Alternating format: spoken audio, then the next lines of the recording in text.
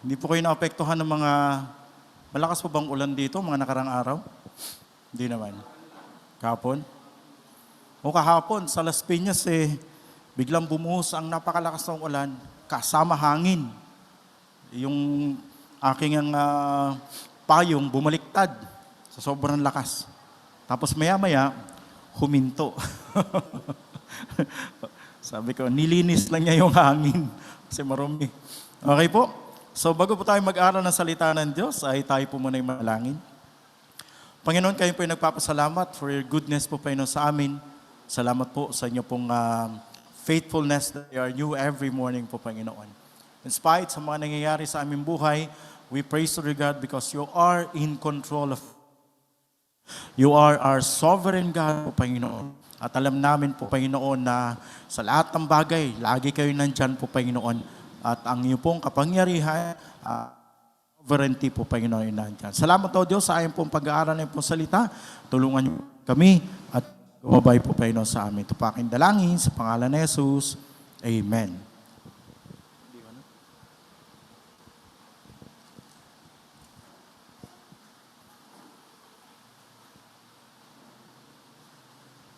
Okay po. So basahin po muli sa inyo ang aklat mo ng Ephesians chapter 3, verses 20 to 21.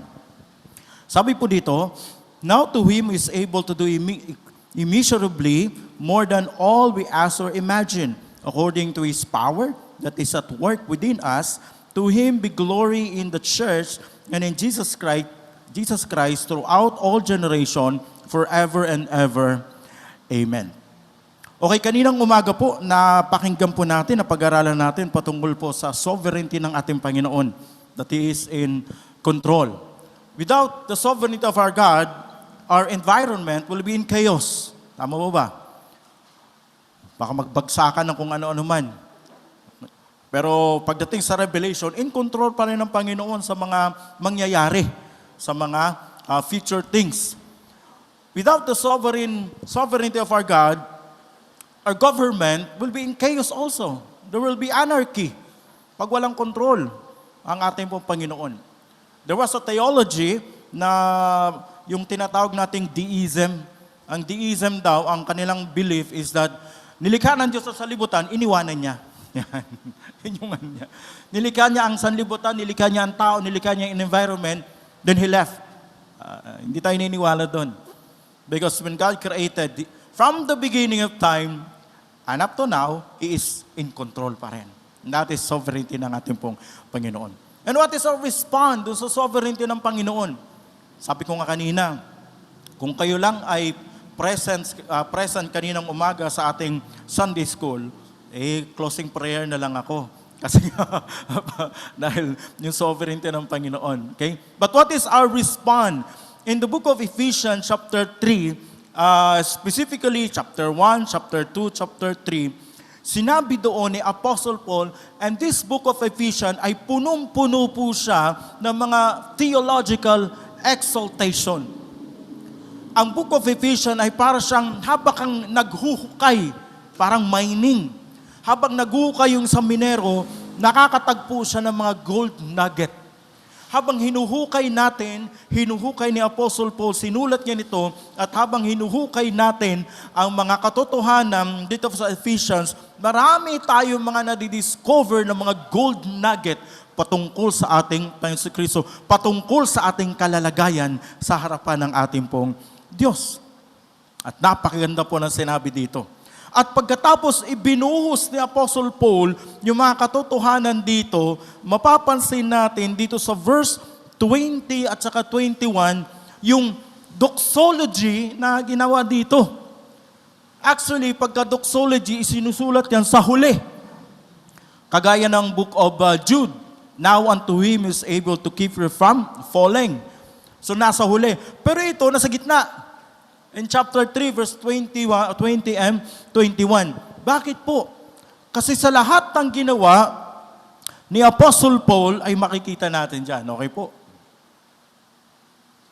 Ayaw.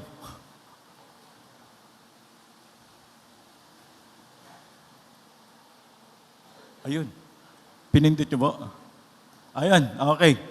So sabi po dyan, yung salitang doxology, ay tingnan po muna natin before go on, ay nanggaling po sa original na salita, ibig sabihin ay doxa or logos, or tinatawag po nating speech. Speech of exaltation. Yan. So itong doxology na to, ay sabi dyan is, the kingly mastery or majesty which belongs to God as a supreme ruler, majesty in the sense of God's absolute perfection of deity. Yan, deity. So sabi dyan is yung kanyang karangyaan, yung kanyang ningning, pagka-Diyos niya, yung kanyang karilagan. Medyo malalalim yung karilagan na yan. Tapos yung kahusayan niya, yung kadakilaan niya, yung dangal niya, yung biyaya niya at kamahalan niya is nakapaloob doon sa deity niya, yung pagka-Diyos niya mismo.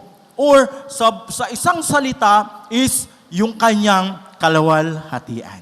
Okay? Yan ang ating Diyos. Kalawalhatian siya. Yung kanyang kalawalhatian, yung kanyang pagka-Diyos mismo. So ang doxology, hindi lang speech of exaltation, kundi isang salita na naglalarawan ng kalawalhatian ng ating Diyos. Sinabi po niya dito. Bakit? At titingnan natin yan. Bakit?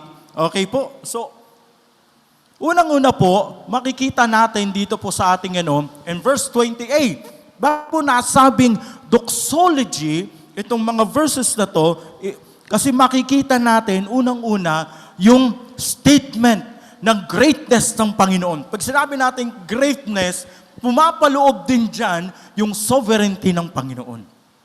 He is great. Dakila siya talaga.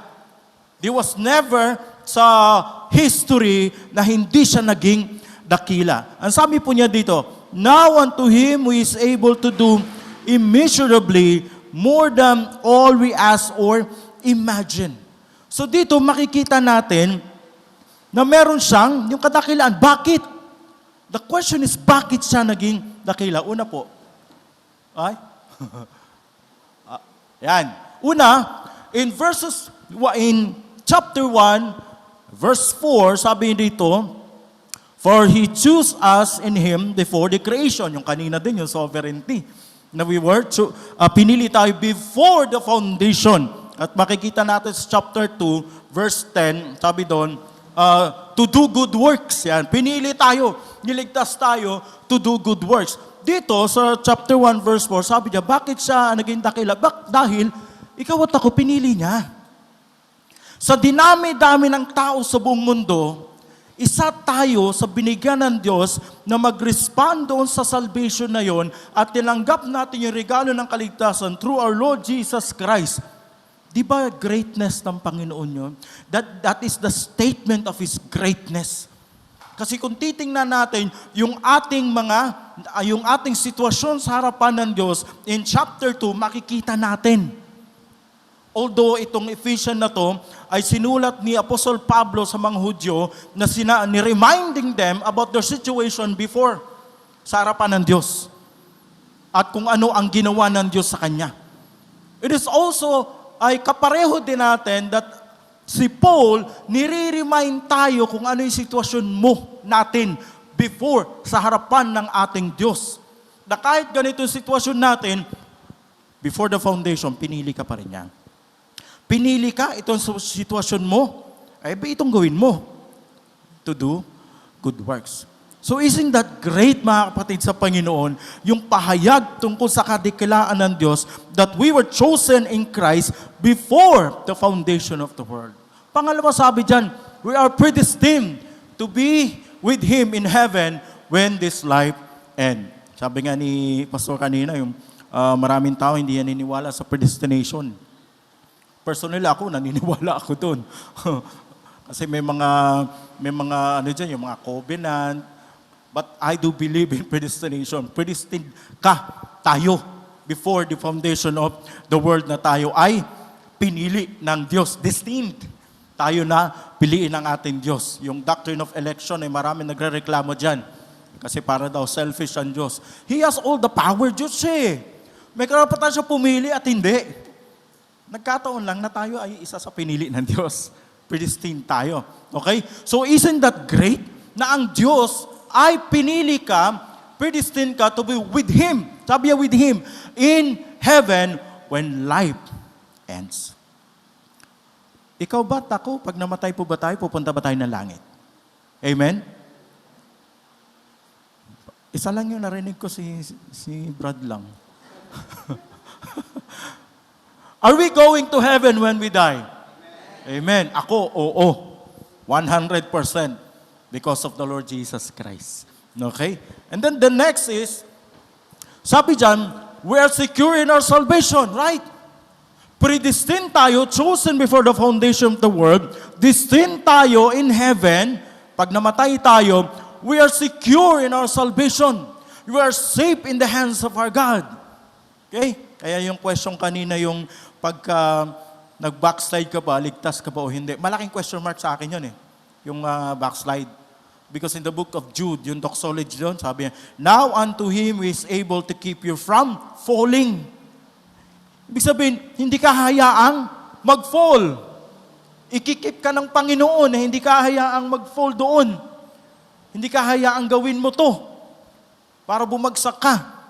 Kumbaga, under pa rin tayo yung protection ng ating Panginoon. There are people who are angry at us because, paano masisigurado yung buhay mo pag ano ka? Because the Word of God said, we were sealed by the Holy Spirit of promise. And then sabi doon sa John 3:16, di ba? Whoever believes in Him should not perish but have eternal life, and that is security. So we are secure because the Holy Spirit has given us a guarantee, sabi dyan in verse 14. Sabi po dito sa verse 14, tika po, who is in the possession guarantee our inheritance until the redemption of those who are God's possession to the praise of His glory. We are God's possession. Ikaw at ako. And then the next sabi dyan, we are dead in our trespasses and sin. We have been brought out to life, to death into life by the amazing grace of God. Okay? Ito yung sitwasyon natin. In verses 1 to 4 ng book of Ephesians chapter 2, sabi dyan, you were dead in your trespasses and sin, in which you used to live when you followed the ways. These are a situation before sa harapan ng Panginoon. In the book of Isaiah, marumi tayong basahan sa harapan ng Panginoon. Ito tayo. Ito yung sitwasyon ko. Lumalakad ako ayon sa course ng sanlibutan. Ginagawa ko ang mga gusto kong gawin. Selfish ako. Ako ay ma-pride. Ako ay may makasalanan. In Romans 3:23. In Romans chapter 6 verse 23. For all have sinned. Ano man ang gawin ko, hindi ako nakaabot sa glory. Ano man ang gawin ko, hindi ko maaabot yun. Ano man gawin ko, it is a waste, it is a vanity sa harapan ng Diyos. Kasi ito ako makasalanan. We were dead. Yung pag sinabi po nating trespasses, ang trespasses, so para pa nag-trespassing ka, we go beyond the limits. Yan. Pag nag-basketball ka, then nung nag-basketball ka, yung bola, na-dribble mo sa labas. Ito yung limit. You go beyond the limit. So tatawag ang referee, trespasses. O sabi ano ka doon, lumabas ka. That is the limit. So we go beyond the limit and sin. Of course, we know what's the meaning of sin. That is missing the mark. Halimbawa, nag-shoot yung isang basketballista, tumama doon sa ring, paikot-ikot lang yung bola. Tapos biglang bumagsak sa labas, hindi na shoot. That is sin. Missing the goal, missing the mark. So ano man ang gawin natin to please our God, hindi pwede. Because sa ating sarili, we are sinners. We are sinners. It's because of the grace of our God in verse 8 na ikaw at ako ay naligtas through His grace, through faith sa ating Panginoon Kristo. Di ba makikita natin yung greatness niya? Sa pagkamakasalanan ko, niligtas ako ng Panginoon. Lord, all the glory belongs to you. Salamat. Makasalanan ako, niligtas ako. At ito rin ang dahilan para maluwalhati ang ating Diyos. Sa lahat ng nangyayari, it's all because of God's glory. Ang nangyayari. Our response to that ay makikita natin dito na dapat ikaw at ako ay nagpupuri sa Panginoon sa kabila ng ginawa niya sa atin. Dapat tayo masigasig na magpupuri sa ating pong Panginoon. Okay? So sabi dyan, the next is we are saved by His grace and seated with Him in heavenly places already Okay? So yun yung destination natin. We were saved by grace. Grace is unmerited favor.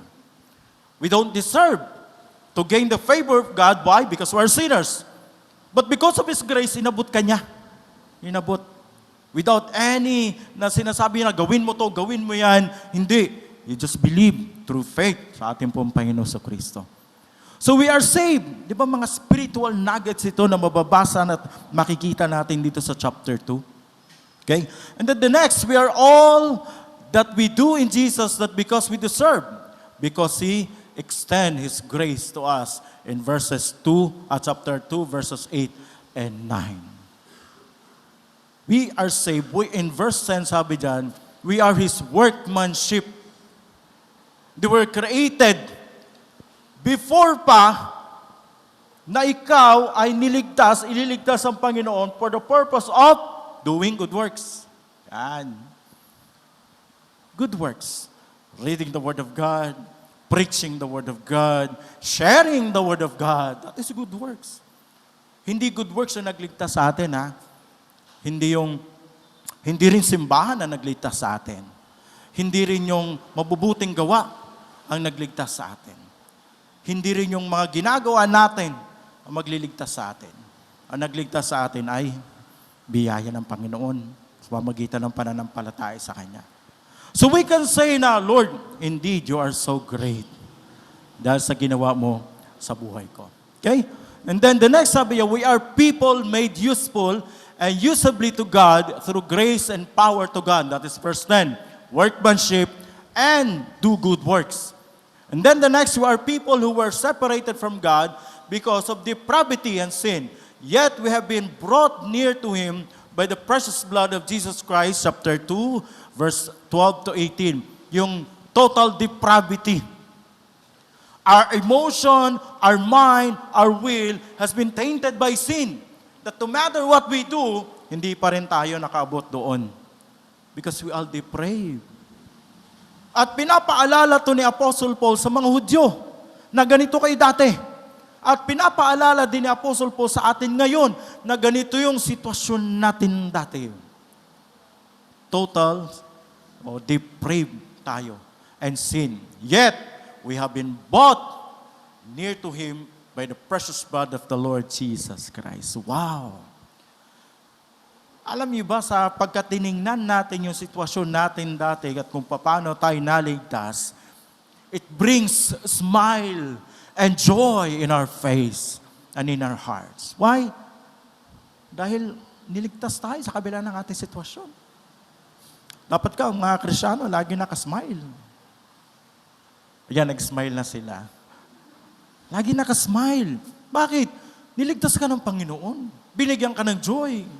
Biglang binigyan ka ng kagalakan sa kabila ng mga problema. Hindi ko naman sinasabi na hindi tayo nakakaras ng problema, right? May problema tayo, but there's still joy in our hearts. Why? Because of the greatness of our God and how He saved us kahit yung sitwasyon natin ay hindi maganda. Kaya sabi dyan, we were aliens from God. Hindi tayo kilala ng Diyos. Aliens nga eh. And everything that had to do with Him, but now He has reached out to us in grace, and He has brought us to Himself through grace unto salvation. Now, ikaw at ako, ay ano na tayo? Fellow citizens of heaven. In 2:19, sabi dito, consequently, you are no longer foreigners and aliens, but fellow citizens of God's people and members of God's house. So ikaw at ako, tayo ay magkakapatid na. Citizens na tayo ng langit. We are sojourners dito sa sanlibutan that someday our final destination is in heaven. Wow, sabi ko nga sa mga nangyayari sa panahon natin ngayon, para bang nag-aspire tayo na, Lord, sana dumating ka na. Lord, sana andyan na ako sa langit. In His will pa rin. Di natin alam kung kailan. Sovereign nga eh, still in control pa rin. Pero kahit sa nararanasan natin na hirap ngayon o problema, ano man yan, let us look forward sa hinanda ng Panginoon sa atin. Di ba? Kung titingnan lang natin yung hinanda niya, read the book of Revelation. yung hinanda niya. O talagang mabibigyan tayo ng kagaanan na sa balang araw, Panginoon, doon ako titira. At kasama ng ibang mga mananampalataya. Bakit? Sabi dyan sa 2:19, citizens of heaven ka na. Dahil sa kanyang biyaya. Okay? So we are in His family. We are His temple. Our body is a temple of the Holy Spirit. Kaya sinabi, do not try to destroy your body because that is a temple of the Holy Spirit. Okay? So we are His body also. In 2:22. Chapter 2, verse 22, sabi dyan, and in Him, you two are being built together to come a dwelling in which God lives by His Spirit. Yan. Paano ba natin naging templo ng banal na Espiritu ang katawan natin? When we receive the Lord Jesus Christ through faith and the gift of salvation, the Holy Spirit, what? Dwells in us. Dwells. He seals us with the Holy Spirit of promise that you and I belongs to God. Karaniwang ginagawang example, yung baka. Tinatatakan, di ba? Himbaka. So pag may tatak yung baka na ganito, may maari niya, huwag mong kukunin yan.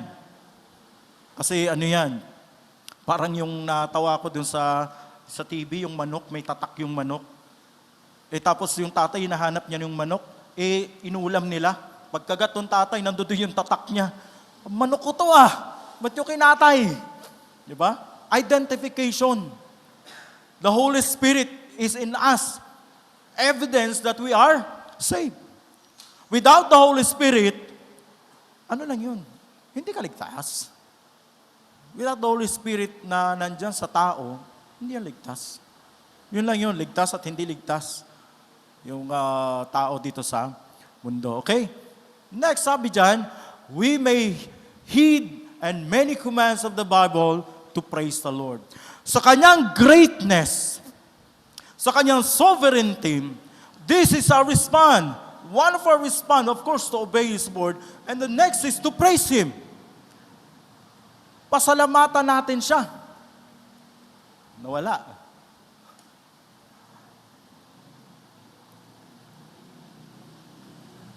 Ayan. In Hebrews 13, verse 5, and Psalm 47, nakalagay dyan, it's all about yung pagpapasalamat natin sa Diyos, pag-worship natin sa ating Diyos. At nakalagay dyan. It is yung respond natin doon sa kaligtasan na binigay natin pa ni Kristo. Abay, purihin mo siya. Sa lahat ng pagkakataon, ang pagpupuri sa Diyos ay hindi lang nakapaloob sa apat na corner nitong building na to. Paglabas mo, you can praise the Lord. When we pray to our God, you are praising the Lord. When we are singing songs, we are praising the Lord. Spiritual songs, we are praising the Lord. When we give our testimonies, we are praising the Lord. So hindi lang nakapaloob dito. Kasi ang pagpapasalamat sa ating Panginoon, way of life na natin yun. Kung talagang tinitreasure mo yung pagliligtas ng Diyos sa atin. Sabi niya, we need to get busy praising Him because we are way behind. We are way behind. Bakit? Parang nahuhuli na tayo sa pagpipraise sa Panginoon. Marami ng tao na sayang sa ating buhay na hindi tayo nagbibigay ng praise sa ating pong Panginoon. Kaya mag-double time in praising the Lord. He prays that He will be filled with the Holy of God's power. Magkaiba po ang feeling tsaka indwelling Ang indwelling, once and for all lang yun. Ang feeling of the Holy Spirit, every day you pray that the Holy Spirit will fill us with His power, with His wisdom. Araw-araw po dapat tayo yung pinagpipray yun. Okay? When we pray to the Holy Spirit, to our God, that the Holy Spirit will fill us, He will give us power to do the ministry, to do the work. He prays that they will be both know and live and out the awesome love of God. We should be thankful that God gave us a power to live and serve our God daily sa ating pong buhay. So dito, sa binasa po natin, andyan po yung greatness ng Panginoon. Yung sinabi po dito sa verse 28, sabi, now to Him who is able to do immeasurably. Itong verse na to ay tumutukoy sa greatness, testimony ng greatness ng Panginoon. Kung paano ka niligtas, sinabi ni Apostle Paul, kung paano dapat tayo mamuhay, na yung buhay natin dapat punong-puno ng pagpapasalamat, pagpipraise, pag-worship sa ating pong Panginoon. Bakit? Sa kabila ng ginawa niya. Okay? Sabi nga parang, pag ang isang tao, ginawan mo ng maganda, and he forgot to thank you for all the things that a person did, anong tawag doon sa taong yon? Walang utang na loob. Pag ang Kristiyano niligtas ng Panginoon, binigyan ng walang hanggang buhay, and yet we don't praise Him, and yet we don't pray, we don't do the ministry. Ang tawag sa atin, walang utang na loob. Niligtas ka na nga, hindi mo pa rin na ano. Okay? So greatness. And greatness ng Panginoon is His sovereignty. Sovereignty niya yun. And then the next dito ay, there's the greatness of His ability, yung kanyang kakayanan. Yan.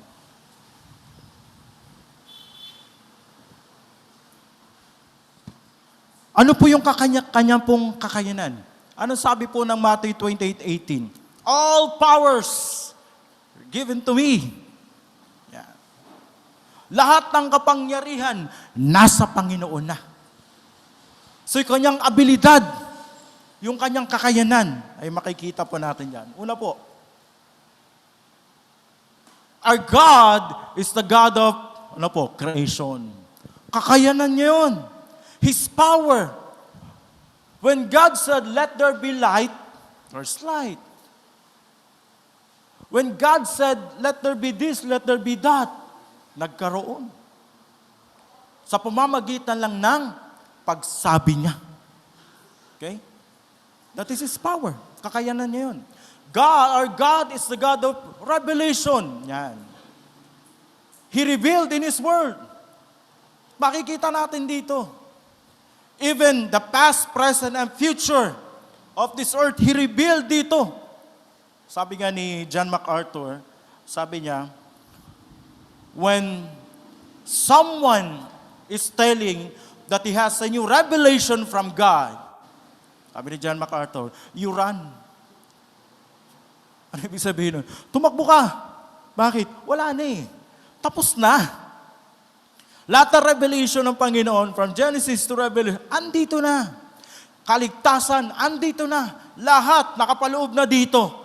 Sabi, so there's no such thing as new revelation. Kaya be careful sa mga panunod natin ng TV, may mga nagsasabi na ito ang bagong revelation from God. Lalo na, yung mga they claim that they are prophets. The gift of the prophets has ceased. Bakit? Kompleto na ang Bible. The gift of tongues also ceased. But kompleto na ang Bible. Ilan bang ang translation ng Bible ngayon sa buong mundo? Marami na. Sa Pilipinas, ang daming translation. May Bisaya, may ano pa, may Ilocano, may Tagalog, may English pa nga eh. There's no need for that. Kasi kompleto na eh. Sabi nga na Apostle Paul, nung ako ay bata, nagsasalita ako ng bata din. Pero ngayon matanda na ako, tinakwil ko na yung mga gawain ko mga bata. Kasi hindi na-appropriate sa Kanya. So revelation from God. That's the Bible. And that is His revelation. Our God is a God of salvation. Naniniwala po pa kayo doon? That our God is a God of salvation. Sabi po, I am crucified with Christ, nevertheless, that I live. Not I, but Christ liveth in me, and the life which I now live in the flesh, I live by the faith of the Son of God, who loves me and gave Himself for me. Yeah. He's the God of salvation. He's the one that saved us. He's the one that gave us eternal life. He's the God of resurrection. Someday our physical body will die. Someday our physical body ay Maagnas pag namatay tayo. But someday also, when the Lord Jesus Christ will return, sabi nga, and the dead first shall rise. Resurrection. We will be resurrected. And we will be together with our God in heaven someday. May kilala ba kayong religious leader throughout the history na namatay na nabuhay? Wala, di ba? Some people claim. Pero saan ang ebidensya? Until now, yung mga kapatid nating Muslim, si Muhammad, nandoon pa rin sa Mecca, yung sinisilip nila, libingan niya yan eh. All the religious leaders died. But the Lord Jesus Christ died, but He was resurrected with God the Father. To show that He is God, to give us hope. And someday, we will be resurrected. When the time comes, when God calls us, and when we die, and sa pagbabalik natin pa na Kristo, we will have different kinds of body. Okay? Then the next, our God is the God of manifestation. Jeremiah 32 verse 17. Isaiah 40:12, Genesis 1:3. Hindi yung manifesting yung sinasabi ni Pastor kanina, na sabi na minamanifest mo na magkaroon ako ng sasakyan. Manifesting na magkaroon ka ng sasakyan. Ako, kahit anong gusto kong magkaroon ng sasakyan, wala talaga akong pera eh. Hindi ka talaga pwede. O kahit ano, wala talaga. That you believe yourself, it is a new age kind of teaching na you believe on yourself na magkakaroon ka ng ganito. Pero sa atin, we believe that God will provide. We trust Him that He will provide. Kung hindi niya binigay, God has purpose on that. Kung ibigay niya, God has a purpose on that also. Nagamitin mo for His glory. Okay? Next po, sabi dyan, the greatness of His abundance. Wow! Ano abundance? Abundance ang Panginoon. His provision sa ating buhay. Sabi dyan, Paul said, able to do exceeding abundantly above all we ask. O, iniisip mo pa lang. Sabi dyan, the praise exceedingly abundant, sabi dyan is going above and beyond. God's ability exceeds the lengths to which our mind can think. His ability goes beyond the limits of what we can ask. Okay? Ang kanyang is infinite. Our knowledge is finite. Limited lang tayo. Sometimes there are things na hindi natin maintindihan. Lord, hindi ko maintindihan, but you provide. Hindi ko maintindihan ito, Panginoon, pero nangyari. Salamat sa iyo. Because our mind is finite. Limited lang ang ating pong mga pag-iisip. Pero sa Kanya, hindi. There are things na sometimes na para bang yung example ng isang pastor na wala silang makain, then here he comes, the abundance, provision ng ating Panginoon. Lord, kung maintindihan, but still you provide. May kumatok na lang bigla, Pastor, may ulam kayo. Pastor, meron kayo. Parang yung, ewan ko, nakwento ko na before, yung nag-tour kami ng basketball team sa BBSI doon sa isang church. Wala talagang talagang church na yun ay sabihin na natin walang-wala. Yan. Punta kami doon, nakita namin yung isang puno ng retag nating langka. Ang liliit pa ng bunga kasi bubot pa. Sabi, halika na, ulamin na natin to. Hindi pa nga lumalaki. Tapos nakakita kami ng saging, bubot pa rin. Tara, prituhin natin to. Then may kumatok, Pastor, may dalang mga manok. Ulam na. Lord, we cannot understand. But you provide. Bakit po? That is the abundance, yung provision ng Panginoon sa atin. He will do exceedingly beyond our comprehension. Na mapapasabi na lang tayo, Lord, thank you. Amen. All the glory and praises belongs to you. Haven't you experienced or have you experienced the abundant provision ng ating Panginoon? Naranasan niyo na ba yung provision niya every day? Especially yung provision ng salvation, naranasan na natin yun. But daily yung provision niya, naranasan ba natin? Of course. Kasi kumakain tayo 6 na beses sa isang araw, right? Ang dami eh. Breakfast, merienda, lunch, merienda, dinner, merienda, midnight snack. Sabi sa akin yung isang nakausap ko, Pastor, meron pa, midnight snack. Anong oras siya midnight snack? 2:00 ng madaling araw. Bakit? Lumalabas pa ako, gumaganyan ako sa ref. Ano kayo nakakain ko? Is that the provision of our God? Yes. Minsan hindi pa tayo ginutom na ating Panginoon. Okay, sabi dyan, then the second is, there's a statement of God's grace. Bigsabusan ba dito po sa chapter 20, B. Now to Him is able to do exceedingly more than all we ask or imagine, according to His power that is work within us. May pahayag din to tungkol sa biyaya ng ating pong Panginoon. His grace, anong ginagawa ng grace ng Panginoon? Empowers us. Empowers us to do His work. Pinapalakas ka every day. Pag may problema tayo, yung grace ng Panginoon will give you strength to go on, to move forward. Ano man ang nangyari, ang grace ng Panginoon, ito ang nagpapalakas sa atin. Napakaganda, no? Niligtas ka ng Panginoon at pinivide niya yung grace niya, ay yung grace na naandyan, at yung grace niya ay nag-i-empower sa atin to do the work of the ministry and to live a life that is pleasing sa ating pong Panginoon. Biyaya yun. Biyaya. God empowers His people to live for Him. Sa sarili nating lakas, hindi natin kayang mamuhay. Pero dahil ang ating Diyos and the Holy Spirit that is in us empowers us to live a life that is pleasing sa Kanya. Sa ginagawa natin, holistic po sa isip, salita at sa gawa, tayo ay namumuhay para sa Kanya. The Lord enable us to preach for His glory, to preach, to share the Word of God. Nagbabahagi ba tayo ng mabuting balita? Parang si Pastoral nag-oo. Thank you. Ay, yung iba. Yan, no? Ang nag-i-enable sa atin to preach for His glory, to share the Word of God for His glory, siya rin mismo. Our God gave us boldness to share the Word of God. Our God gave us courage. Kasi marami pa rin Kristiyano ang nahihiya. Nung high school ako, nahihiya talaga ako na malaman ng mga classmate ko na Christian ako. Kung hindi lang Christian, kundi fundamental Baptist. Yan.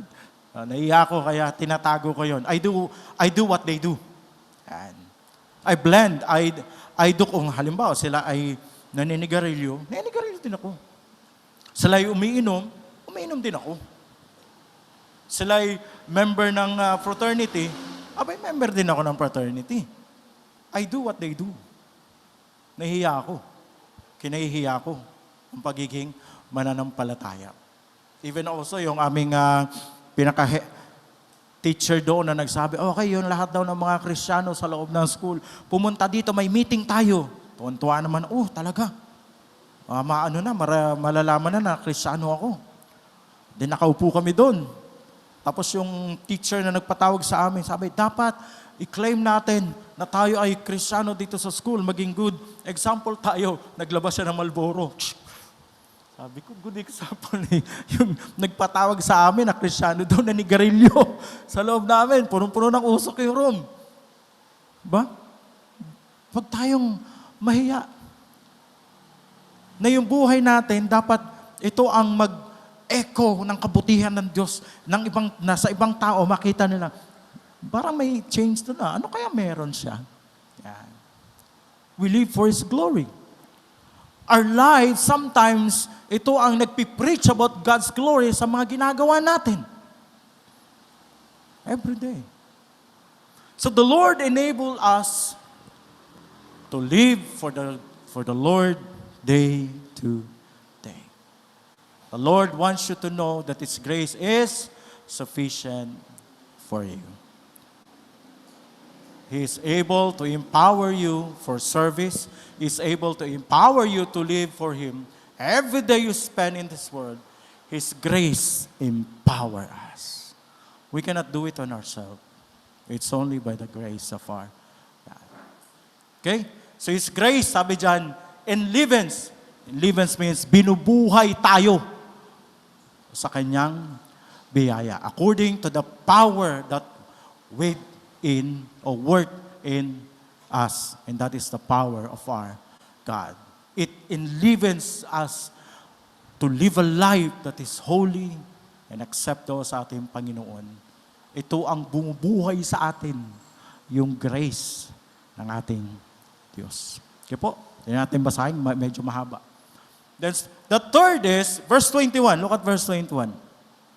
To Him be glory in the church and in Jesus Christ throughout all generation forever and ever. Amen. So, dito sa 21, there's a statement about God's glory. To Him, sabi dyan, to Him all be glory in the church. In the church. The place of His glory. Saan daw? To Him be glory. In what? In the church. Kaya when the church members have quarreled with each other, we are not giving glory to our God. If the church, yung mga members na nag-aaway-away, ay dapat sa loob ng church, sabi dyan, yung glory dapat is in the church. Makita sa church, mag-manifest sa loob ng church, sa mga members sa church, yung glory ng Panginoon. Hindi yung pagkaka-separate, hindi yung pagkakaaway-away, pagkakaroon ng mga di pagkakaintindihan. Meron tayong di pagkakaintindihan, pero it must be settled. Kasi sa loob ng church, dapat yung glory ng Panginoon nagmamanifest sa atin. Dahil sabi dyan dito, the place of His glory, to Him be glory, tayo ang dapat unang-unang mag-declare o makita yung glory ng Panginoon sa atin. In the church, malinaw. Sa loob ng church, and then also sa buhay natin, because we are the living church, paglabas din natin. Yung glory ng Panginoon. Hindi naman ibig sabihin na kagaya ni Moses na pagbaba niya sa Mount Sinai, ay yung kanyang katauhan, yung kanyang mukha nag-glow. Pero nag-glow ka, pero ang isang Kristyano nag-glow, kung siya ay sumusunod sa Panginoon at bibigay ng glory sa Panginoon, mamamangha yung ibang tao, di ba? Bakit? Ano kayo nagbago sa kanya? Bakit ganun siya? Para ba yung isang testimony ng isang nanay, yung tatay, yung asawa niya, sabi niya, hindi niya talaga madala sa church. Every Sunday, magkaiba sila. Siya pupunta sa Christian church, siya pupunta sa Catholic church. Kaiba sila. Then from Monday to Saturday, yung asawa niya, ang hinihimas niya, manok. Kasi sa bungero yun. Binubugahan pa niya ng usok ng sigarilyo. But there is one Sunday na sabi nung lalaki, nakabisa siya. Sabi nung babae, pumunta ka na sa church mo. Sabi nung lalaki, hindi. Sasama ako sa'yo. That's the start. Why? Because yung lalaki, he saw yung manifestation ng glory ng Panginoon sa kanya. Nakita niya. Nakita niyo yung grace ng Panginoon dun sa buhay ng babae. Nung nakita niya, naging living testimony yung babae, siya mismo, kusa na nagsabi, sasama na ako sa'yo. Bakit nakita ko sa'yo yung Diyos Sa akin, puro sabong nakikita So sumama siya doon sa church. Hanggang sa mamatay siya, ay naging Kristiyano siya. Siguro, dalawa na sila hindi siguro, kundi sigurado, dalawa na sila sa langit ngayon na nagpupuri sa Panginoon. Much more, sa loob ng church, the glory of our God must be seen here in our lives, in our praising sa ating pong Panginoon. The person of His glory, sabi dyan, nowhere is God more glorified than in the person of His Son, the Lord Jesus Christ. Jesus always has been and ever will be beloved Son in whom He is well pleased. Since God is glorified in His Son, we should be in the business of making much of Him, making Him known. We need to examine our music. Our music. There are music that are not glorifying to our God. And sometimes there are music that's not glorifying in our God na kinakanta mismo sa loob ng church. Na pag binasa mo, yung doktrina niya mali. Tapos there are some people who sing that song inside the church. Honestly, I'm a fan of hymnal. Ako. Lumaki ako sa hymnal. Actually, lumaki ako bilang Baptist. Pero hindi naman yun nagligtas sa akin. Lumaki ako sa Guadalupe Baptist Church. That is my home church. My senior pastor is si Tatay Amator Gapelango. Senior hindi yung anak. Okay, senior. So nahubog kami sa hymnal. Kumakanta din naman ako ng mga contemporary, but tinitingnan ko yung message. Baka mamaya may kinakanta ako na against sa doctrines, against sa Panginoon. Ay, hindi na. Okay? So let us examine our music. Ganda namang inawit natin kanina. Lalo na yung How Great Thou Art. Kung titignan mo yung background doon, may napakaganda ng background. Hindi yun buo na sinulat Habang naglalakad sila, palaktaw-laktaw yung sulat na yun. Hanggang sa mabuo yung How Great Thou Art. Chorus pa lang niya talaga, how great, that is the glory of our God, how great Thou art. His sovereignty, how great Thou art. Ano ba mga kinakanta ng mga young people ngayon? Laos na yung pusong bato Ano na ngayon? Mga young people, ano na mga kinakanta nyo? Is it glorifying to our God? Ako, personally, nakikinig ako ng mga love songs. Nakikinig ako. Sometimes, pampatulog ko yun May mga love songs naman na Christian love songs also. Kasi actually, ang favorite ko is mga country songs. Country gospel songs. Ang gaganda ng gitara. Yung mga sila Alan Jackson, mga ganyan. Kasi sa BBSI, maririnig mo yun mga taga Highlander nagpapatugtog. Yan. So, ang ganda siya pakinggan. Music. Be sure that your music or the music that you are singing give glory to our God. Be sure. Preaching.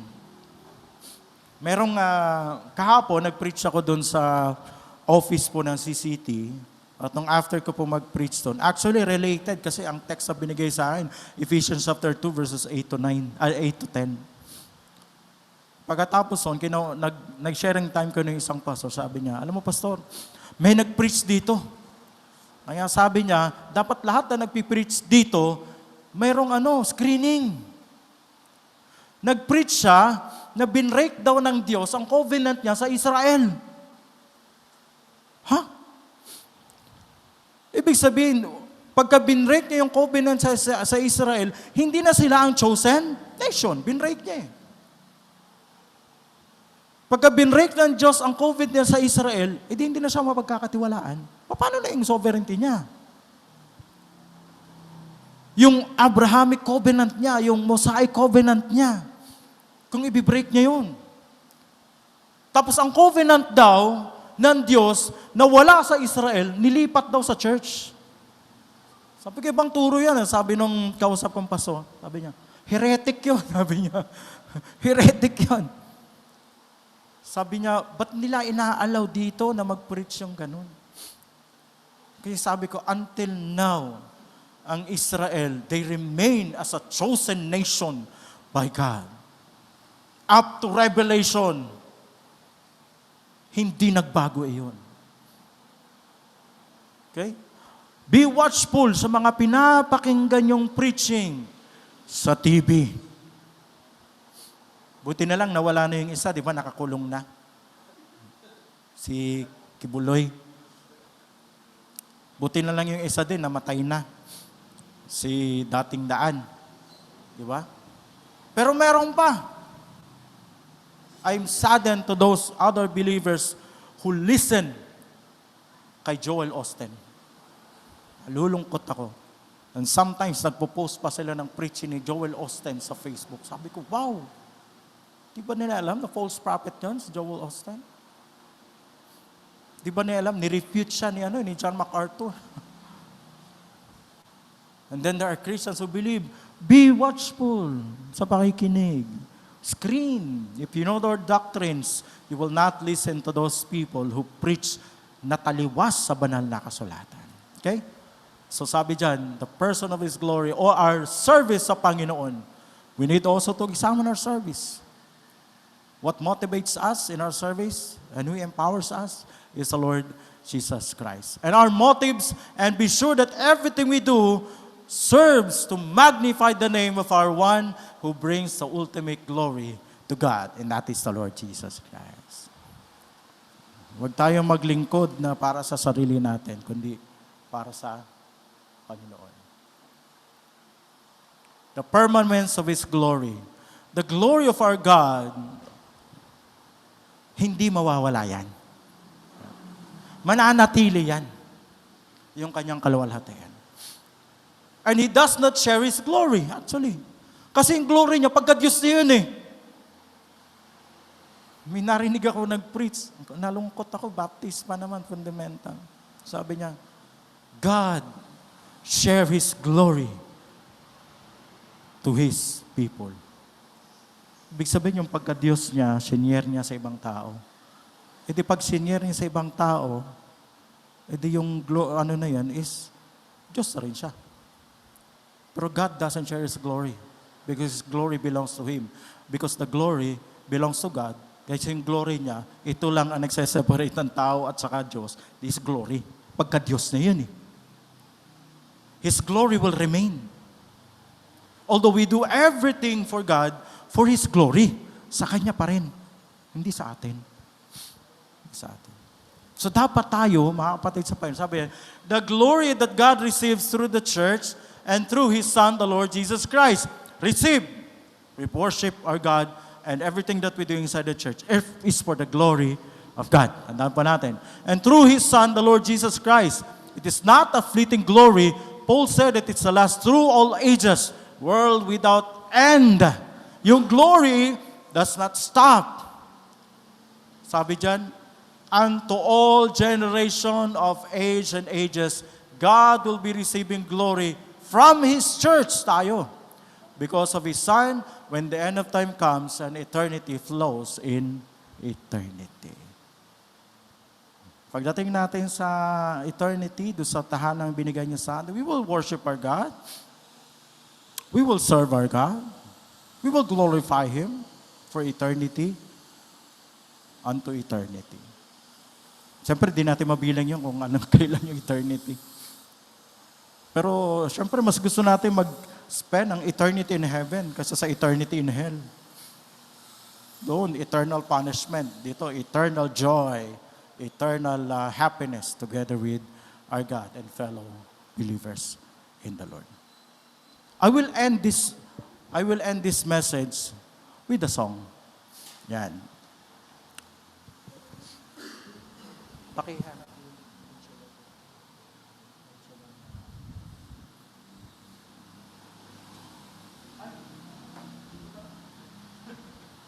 Sandali lang po.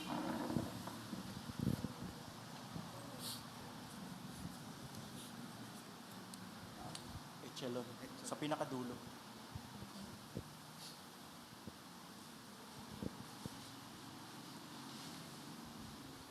It's good to remember that we are sinners saved by grace. If you know the song, you can join me in singing this wonderful message of the song. Sinner saved by grace. Pero hindi ako kagaya ng Gators kumanta. Baka sabi.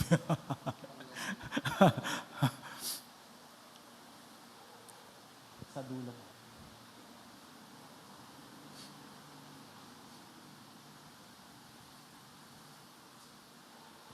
Ay.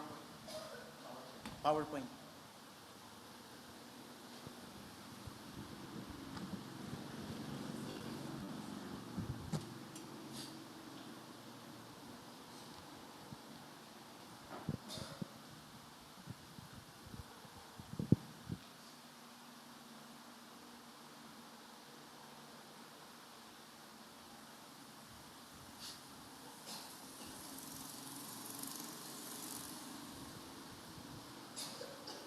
Sa dulo, sa dulo. Sa dulo ng presentation.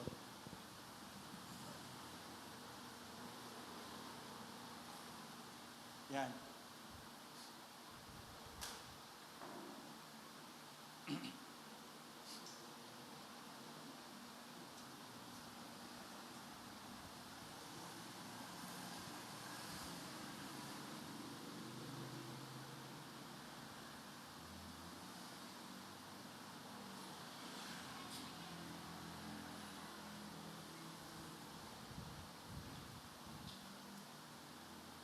Wag yan. Preaching ko yan kahapon.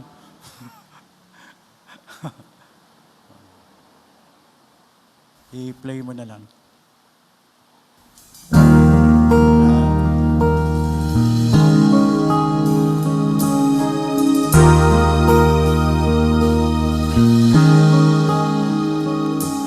If you could see what I once was, if you could go with me back to where I started from, I know you would see a miracle of love that put me in its sweet embrace and made me what I am today. An old sinner saved by grace. I'm just a sinner saved by grace. When I stood condemned to death, He took my place. Now I live and breathe in freedom. With its breath of life I take, I'm loved and forgiven, back with the living. I'm just a sinner saved by grace.